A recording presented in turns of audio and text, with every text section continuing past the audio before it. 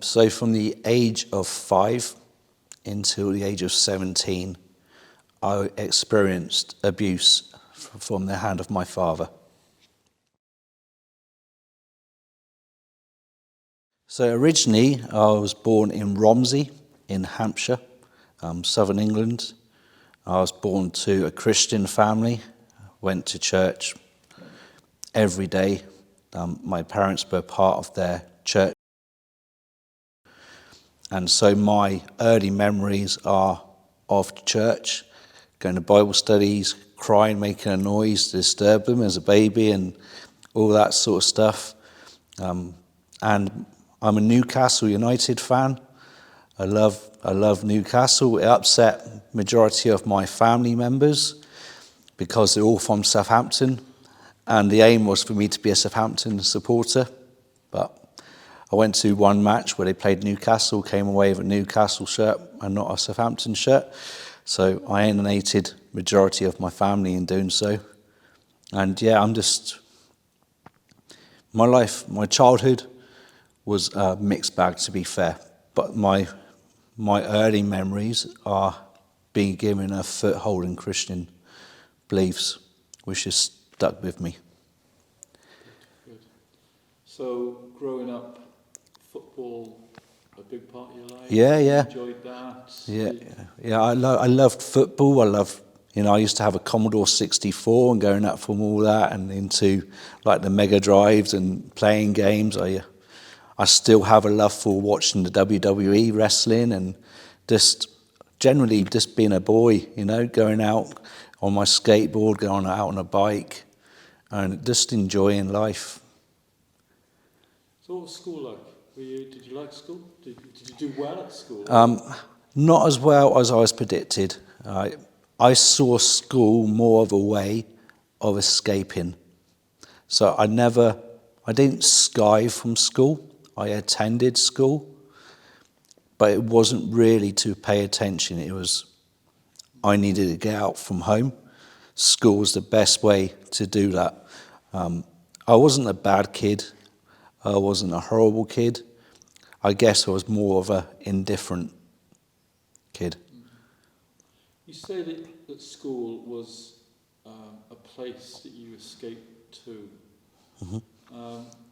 What were you escaping from? So from the age of 5 until the age of 17, I experienced abuse from the hand of my father. That entailed sexual abuse and physical abuse. Like I say, it started at the age of 5 and went on and on and on. And so for me to go to a school meant that abuse wasn't happening. I could hide away. I would go to school with bruises, and I had my knees shattered with a cricket bat when I was 11 years old. And that was to stop me from running away. But I wasn't allowed to see doctors. I wasn't allowed to see any medical care, so I grew up walking on legs that were painful. And yet teachers didn't ask me anything, didn't question. So I just saw school as a way for me to shut out what was happening at home. It shut out the church for me, because as a child, I just saw church as false. I was hearing stuff in Sunday school about how loving Jesus was. But when I went at home, and one of the Sunday school teachers was my father, what was taught to me in Sunday school was not mirrored at home. So even at school, if I saw someone who was there who was a Christian, I'd be very antagonistic towards them. So I was taking out my frustration on them. So that's, for me, school, like I said, was a hideaway. It meant there was a break from everything that was happening at home. That sounds like it must have been an incredibly lonely time for you. How did you cope with the loneliness in that? The hardest bit was when I picked up the courage to ask for help as an 11-year-old kid. I built up the courage to ask one of the church elders we were going too far, and asked for help. And that's when I felt lonely, because I was told to shut up, not talk about it anymore. At one point, I was marched down the stairs and had a smack on my bottom for speaking out against my dad. And from that moment, I learned never to speak about it. So that's where the loneliness came in, because I was going through all this, but I had no sense of ever reaching out and finding support. So my out was to attempt suicide. My first attempt was at the age of 11. I found a load of paracetamol tablets and took them all. And so I ended up in hospital having my stomach pumped out. And so what came known about me was someone who was crying for help, attention seeker, and a risk. And I just learnt to shut up. I didn't speak to anyone. So that started, in terms of you choosing not to speak out, that started at 11 years old. Yeah. How long was that the case? The next time I'd spoke about it again was in 2015. And how old were you then? I was 34, 35. Wow. Yeah, it took me that long to speak up. And how did you function as a man, a boy grown into manhood, for that length of time? That's 20 years. Yeah, I got saved at the age of 16, and this, I guess it helped me to cope with stuff, because the request was put your hand up if you want to be saved, and my request was I wanted to be saved from my situation. I wanted there to be a holy SWAT team running into my house and lift me out. That didn't happen. But God stayed with me. If you go through an abusive situation, you have a warped sense of what love is. You have a warped sense of what a man should be, a father figure. So after I got saved at the age of 16 in 95, I still tried to serve in my church. I started going to a different church to my parents. One time I went to church just before I was picked up. My dad broke my nose and left to go to his own church to lead worship. And a church elder picked me up at that time, saw the blood coming out of my nose, and took me to the pastor. And I made an excuse. But he knew, he could see that the excuse I gave him was a lie. But that's when you learn not to talk, you learn to lie, to cover up things. And so after that period, after I became Christian, I started serving. I became a youth pastor. But still I carried on things from my childhood. There was a lot of things I picked up which were really hard to shift. I was on antidepressant tablets because I was very low. There was people worried that I was going to attempt suicide at a drop of a hat.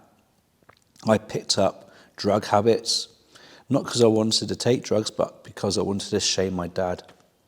I wanted the shame to hit him that my son, who I said was a Christian boy, is taking drugs, and that's the only reason why I did it. I wasn't addicted. It was just attack him. But there I was serving as a youth pastor in a church, and God was doing amazing stuff. It wasn't because of me. I think it was just in spite of me. The youth group grew from 4 people to 250 young people coming into this church.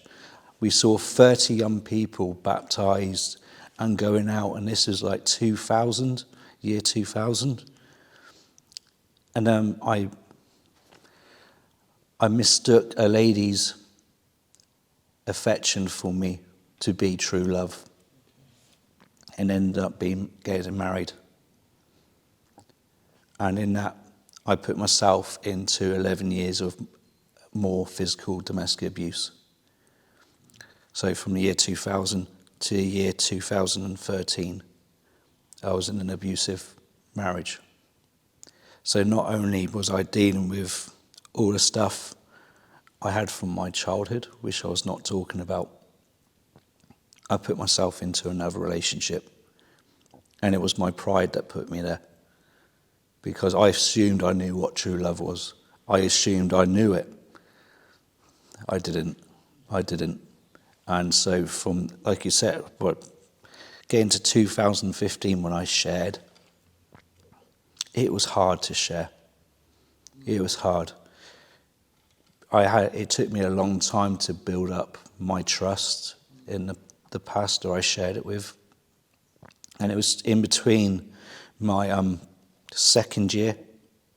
first year and second year at Bible college. It was in the summer period.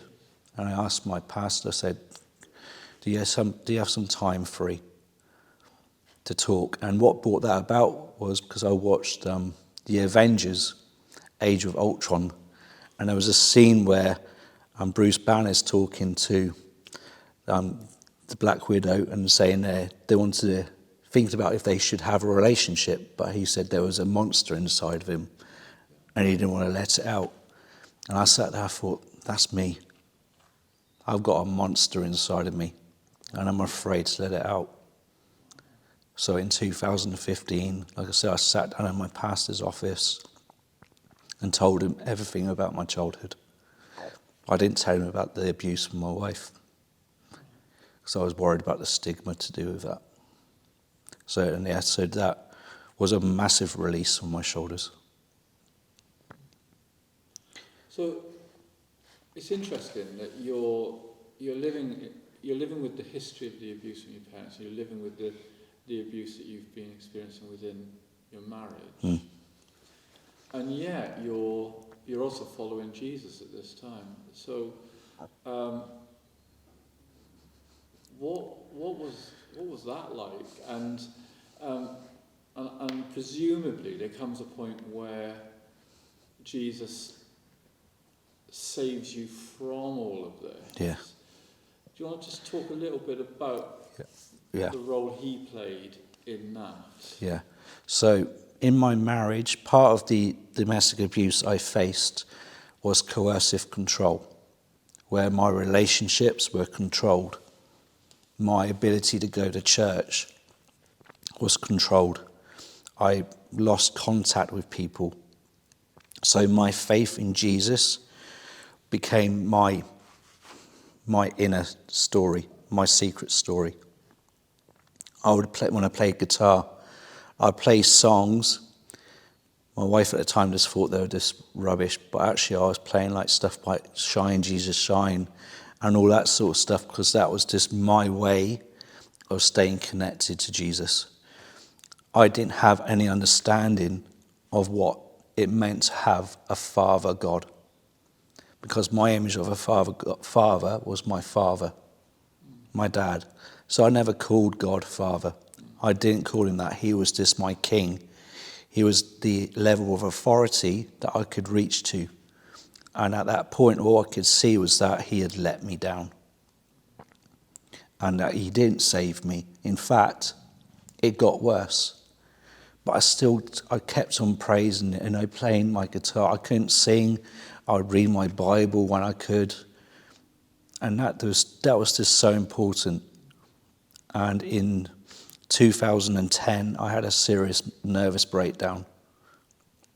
I was diagnosed with multiple personality disorder. I was on quetiapine, which is seriously antipsychotic drugs, mirtazapine, and for 2 years, I was out of action, basically. I was at home. My wife at the time was really abusive and overbearing. The doctors didn't trust me to self-medicate. I had the home treatment team come over 3 times a day to put the tablets in my hand. And I remember in 2012, in August, I was stood in my bedroom arguing with my wife at the time. And all I know, it felt like someone had turned on water in my mind. And I could just feel water flowing from inside my mind and out from the bottom of my feet. And straight away, when that sensation finished, all depression, all feelings of anger left. I just had peace. No one was praying for me. Ever, I believe people must have been praying for me somewhere else. And it was such a radical change when I saw my doctor in the October of that 2012. He said, I don't know why you're on these tablets. You have joy. You don't need these tablets. And in 2013, on Easter Sunday, I rededicated my life to Christ. My wife gave me an ultimatum: either choose her or Jesus. I couldn't have both. And my desire was that she come along to the baptism, to experience it, and for my kids to be there, to see it as well. She chose not to. And so the day after my baptism, on Easter Bank Holiday Monday, I was put onto the streets, and where I spent 2 months. And on the streets, living, staying on park benches. And that's when Jesus saved me. It didn't feel like it. I guess it was more like when Jonah was in the belly of the whale. If he wrote his book at that time, he probably wouldn't sound so joyful. But looking back on it, you can see actually that was the process that God took to bring me out of it.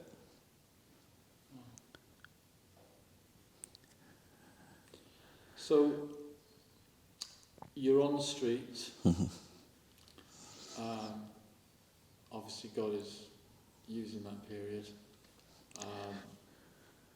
How quickly,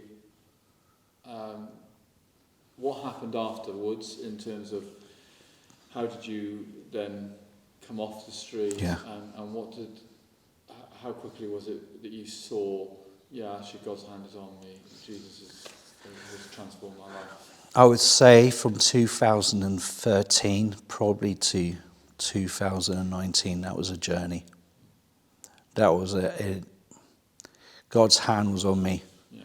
I was still struggling with certain things. So I believe there's such a thing as a spirit of abuse, which sometimes can continue the cycle of abuse in your life. So that followed me from my father into my ex-wife, but also went into my relationships. So I struggled to keep relationships. Like I said, for 2 months I was on the street.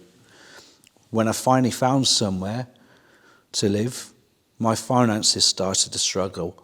I was in shared houses. My life was just up and down all the time. I struggled to find work. I went to Bible college in 2014 at Ealing Bible College, and God opened the door, but I was still carrying stuff from everything else, and my life was marred by the fact I was still trying to find acceptance from people. I was still trying to find love in foolish places, and I created a rod for my own back because I was struggling, but I wasn't open about the abuse. And when I did choose to open up to counsellors, Christian counsellors, I had more shame put onto me. In the sense that when it was asked of me, why didn't I not report my dad sooner? And because I hadn't, I had to take the shame, the share of guilt, because I should have protected other people. And I was like, what? So I got to carry that as well. But God was faithful through every stage of that period. God was faithful. He kept me alive. He helped put people in my path who could help me with therapy. So I went through CAT therapy, which is cognitive analytical therapies, CBT, which is looking at behaviour. I went through deliverance prayers and really went through a deep path which ended in me sitting in my dad's living room and forgiving him to his face. He didn't accept it, but I did so. And it taught me that forgiveness is a work of grace. I can't force myself to forgive someone, but only by the grace of God can I do so. And it was down that path, that period of time, like I said, from 2013 to 2019, where God done so much restorative work in me. And he that song, The Goodness of God, all my life you have been faithful. He never once let me go. And and that's why I can sit here and share. It is hard stuff, but God is better. God is stronger. So what's life been like since? It's been good. It's good. In 2022, I got remarried to a beautiful Christian lady. I've got brilliant in-laws. My father-in-law is an ex-pastor. I've learned what it means to have a father in heaven. How that came about was because God basically challenged me in a meeting to.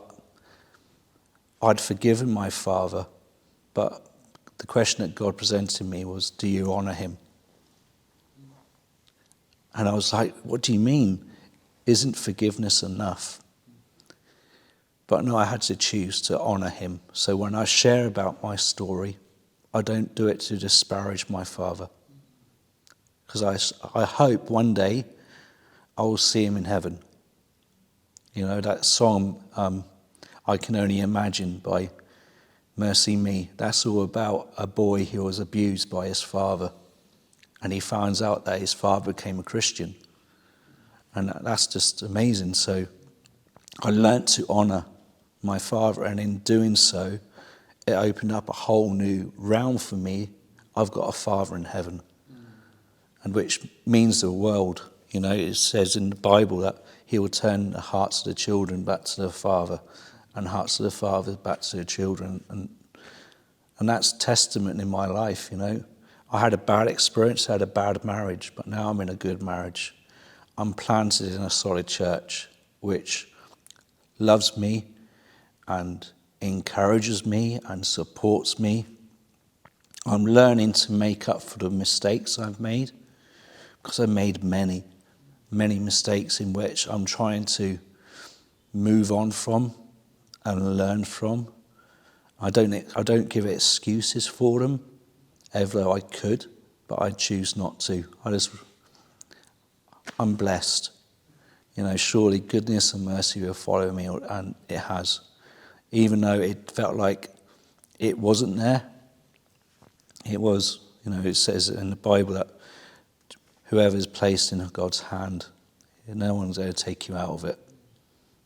And so, yeah, I've been blessed. I'm happy.